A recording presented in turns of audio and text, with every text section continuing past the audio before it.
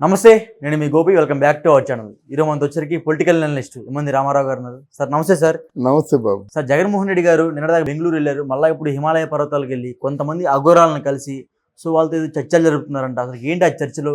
ఎవరైనా చంపేద్దామని ప్లాన్ చేస్తున్నారు, లేకపోతే ఎవరైనా పదవుల నుంచి దింపేయాలని ప్లాన్ చేస్తున్నారు? అసలు ఎందుకు వెళ్ళారు ఆయన హిమాలయ పర్వతాలకి?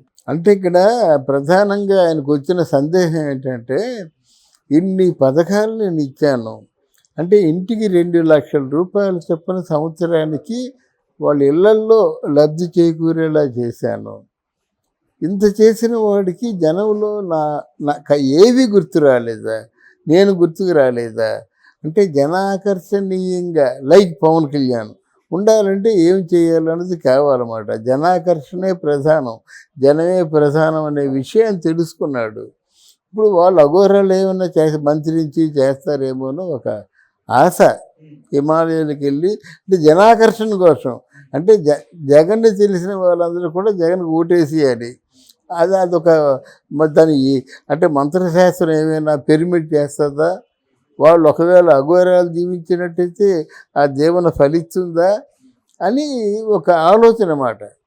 అయితే ఇక్కడ ఇంకొక విషయం కూడా మర్చిపోకూడదు. ఒక 4-5 సంవత్సరాల ముందు మనకు ఒక అరవింద్ అఘోరా అనే వ్యక్తి మీడియాకి పరిచయం అయ్యాడు. ఆయన జీవితాన్ని పరిచయం చేసుకున్నాడు. నేను మంచి ఎవరు షార్ట్ హ్యాండ్ టైపిస్ట్, నేను ఒక జర్నలిస్ట్ అని చెప్పాడు. మొత్తానికి మీడియాలోకి వచ్చాడు. ఆయన కూడా అఘోరే. ఆయన చెప్పింది ఏంటంటే, జగన్మోహన్ రెడ్డి కూడా వాళ్ళ తండ్రిలాగే అర్ధాంతరంగా చనిపోతాడని చెప్పాడు అన్నమాట. మరి అలాగా ఒక అఘోర చెప్పినప్పుడు మళ్ళీ అఘోరాల దగ్గరికి ఎందుకు వెళ్తున్నాడు అన్నది మొదటి ప్రశ్న. అఘోరాలు ఏంటంటే మామూలుగా వాళ్ళ కోసం వాళ్ళ జీవితాన్ని త్యాగం చేస్తారు. వాళ్ళు ఎవరంటే అహం బ్రహ్మాస్మి అనేటువంటి పదం ఉంది. అంటే నేనే బ్రహ్మాన్ని, ఆ నేనే బ్రహ్మ అంటే దేవదేవుడు. దాన్ని మీరు విష్ణు అనండి, శివుడు అనండి, బ్రహ్మ అనండి. అంటే ముగ్గురు ఒకటే కదా. 3 మూర్తులు 3 విభాగాలుగా విభజించుకున్నారు, కానీ సృష్టి స్థితి లయకారకులు అన్నమాట. అందులో ఇద్దరి కంటే శివుడు చాలా అంటే భక్త వశంకరుడు, భక్తులకి ఎక్కువ వరాలు ఇస్తాడనే వినికిడి కనుక. మరి అఘోరాలు ఏమనుకుంటారంటే వాళ్ళే శివులు అనుకుంటారు. ఆవిడకి ఎక్కడలేని శక్తి వస్తుందంటే నేను శివుడు అనుకునే చేస్తారన్నమాట. వాళ్ళు కొంచెం చేయగలరు అన్నమాట. వాళ్ళకి ఒళ్ళు తెలియదు, ఎంత ఎత్తుకైనా ఎగరగలరు. స్థానభ్రంశం కూడా చెందగలరు. స్థానభ్రంశం అంటే ఇక్కడ ఉంటూ మీరు త్రయంబకంలో కుంభమేళా జరుగుతుందంటే అక్కడికి వెళ్ళిపోతారు. అట్లాంటి గరిమ సిద్ధులు అంటే అష్టసిద్ధులు అంటారు. ఆ సిద్ధత్వం పొందిన వాళ్ళే నిజమైనటువంటి అఘోరాలు. మరి ఇవన్నీ ఆయన తెలిసి వెళ్తున్నాడో తెలియ వెళ్తున్నాడు, కానీ శివుణ్ణి చేరుకునే ప్రయత్నంలో ఈయనకేం వరాలు ఇస్తాడు ఒకటి. తర్వాత ఈయన వెళ్ళడం కూడా ప్రమాదమే. అఘోరాలు కంటపడిన తర్వాత అఘోరాలు ఆయన వ్యక్తిగతమైనటువంటి ఆయన చూస్తే ఆ వ్యక్తిత్వం ఏమిటి చెప్పేస్తారన్నమాట. ఈయన వెళ్తుంది ఏమిటి, ప్రజాకర్షణీయంగా ఉండాలి, 10 ఏళ్ళు పరిపాలించాలి. 10 ఏళ్ళు పరిపాలించారన్నమాట. ఆ శక్తుల కోసం వెళ్తున్నాడు. మరి భగవంతుడికి తెలియదా ఎవరేమిటో? భగవంతుడు మనం మోసం చేయలేం కదా. ఒక ఆశ పడుతున్నాడు అన్నమాట. అది జరగదు, ఇంకెవడో వస్తాడు విజ్ఞుడు, వద్దురా బాబు ఉన్నది పోద్ది అని చెప్తాడు, విరమించుకుంటాడు అన్నమాట. అంటే బయట కొన్ని వార్తలు వస్తున్నాయి, జగన్ గారు ఇంకా రాజకీయ సన్యాసం చేసి అఘోరాల్లో కలిసిపోతున్నారు, అందుకనే హిమాలయ పర్వతాలకు వెళ్ళారు. అవి 8 రోజులు చేస్తారు రాజకీయ సన్యాసం చేయడు. కానీ ఇప్పుడు రాజకీయాల్లో ఇక ముందు పనికిరాడండి ఆయన. ఎలా పనికిరాడంటే ప్రజల్లో విశ్వసనీయత పోయింది. తర్వాత ప్రజల్లో ఎంతవరకు ఏమై అనుకున్నారో ఇప్పుడు అనుకుంటున్నవి వేరు. ఆయన పదవిలో ఉన్నంత వరకు అందరూ భయపడిపోయారు. ఇప్పుడు ఆయన తాలూకు రాసలీలలన్నీ బయటపడుతున్నాయి. ఆయన తాలూకు లందగొండితనం అంతా బయటపడుతుంది. సారాయి మాఫీ బయటపడుతుంది. తర్వాత ఏమో గంజాయి మాఫీ బయటపడుతుంది. 3000 ఎకరాల్లో గంజాయి తోట వేసిన ఘనత ముఖ్యమంత్రుల్లో ఆయనకే దక్కింది. 3000 ఎకరాలు ఎక్కడ సార్ అది? పాడేరు, పాడేరు నుంచి అరకెళ్ళే దారిలో అంత అదే కదా.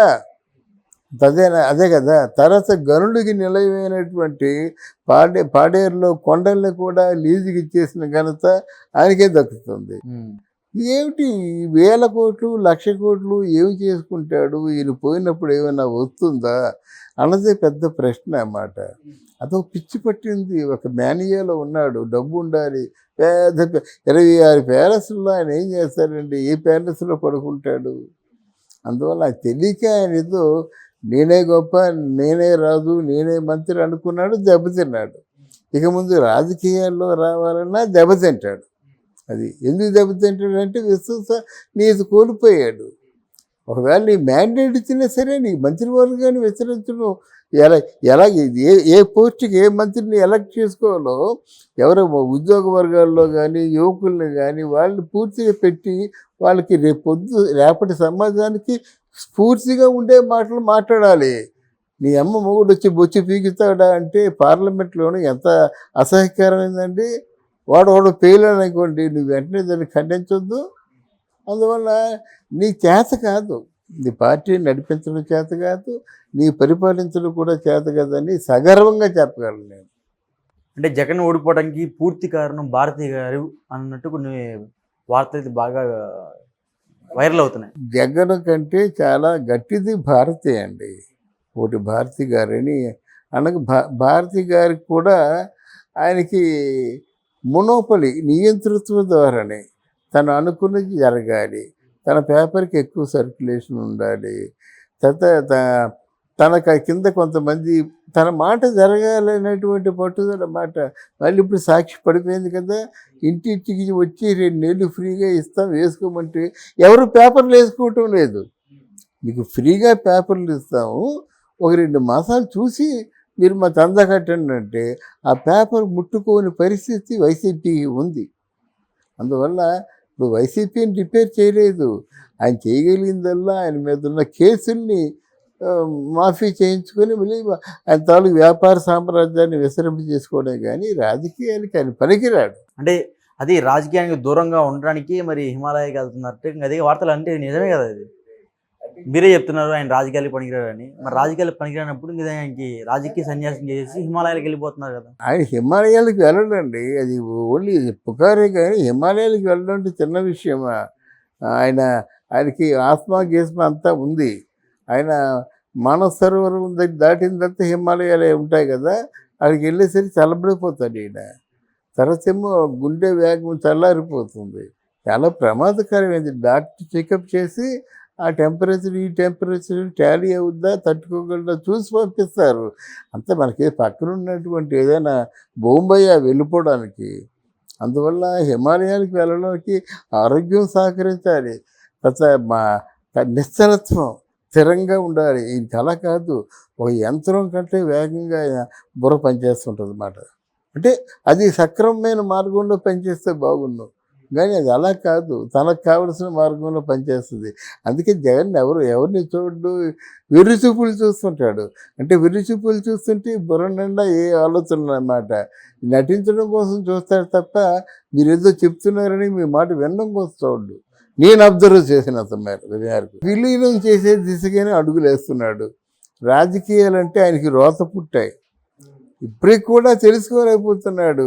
ఆ డబ్బులు ఇచ్చాను, ఈ డబ్బులు ఇచ్చాను, అన్ని లక్షలు ఇచ్చాను ఇంటింటికి, నాకు ద్రోహం చేశారనేటువంటి పద్ధతిలో ఉన్నాడు. కానీ పరిపాలన చేస్తుండగా ఇన్ని తప్పులు చేశాను, ప్రజా ఆగ్రహానికి ఈ విధంగా గురి అయిపోయాను, యూత్ పిల్లలకేమో వాళ్ళ ఉద్యోగాల గురించి ఆలోచించలేకపోయాను, పరిశ్రమల గురించి ఆలోచించుకోలేకపోయాను, మంత్రులందరినీ కూడా అసమర్థులనే పెట్టాను, వాళ్ళ శాఖకి కూడా అర్థం తెలియని వాళ్ళని పెట్టానని ఆలోచించుకోలేకపోతున్నాడు.